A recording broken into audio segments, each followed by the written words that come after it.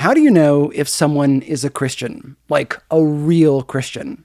According to some people in the 1970s, all you had to do was ask their opinion of the Panama Canal. Now, the Panama Canal is back in the news as President Trump wants to regain control of it, so we should probably talk about this. The U.S. started its involvement with the canal in 1902, taking over for French imperialism, something we'd do again with the Vietnam War. We backed a revolution and then took control of a 10-mile zone around the canal. The U.S. now had a foreign territory. Yet another foreign territory.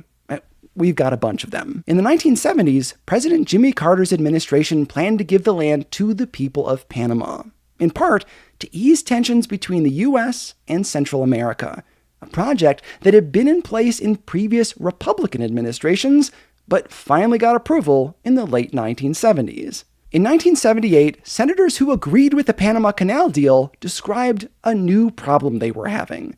Their offices were flooded with mail that all looked the same, from scores of people around the country, saying nasty things, organized by a group called the New Right, the same people who were also involved in tying religious people in the U.S. to conservative politics. Some of this mail questioned not just the senators' position on the canal, but also their faith. Republican Senator Mark Hatfield said this from the floor. "I have letters here. Quote, I thought you were a born-again Christian. Now I know that you are not, because you support the treaty. They do not bother to ask my view of Jesus Christ in an effort to reach some determination of my salvation. Instead, they chose to make a judgment on my religious salvation on the basis of my position regarding the Panama Canal Treaty." Does the Bible have anything to say about the Panama Canal, or handing a foreign colony over to the people of that nation? No and no. But some Christians decided to question Senator Hatfield's faith, based on just his opinion of the Panama Canal.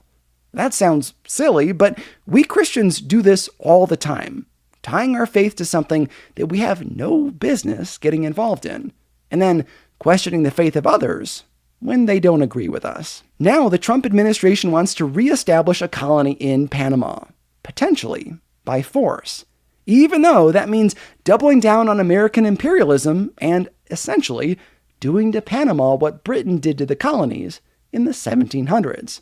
To hear more about the Panama Canal, the New Right, Senator Hatfield, and more, listen to Season 6 of the Truce podcast.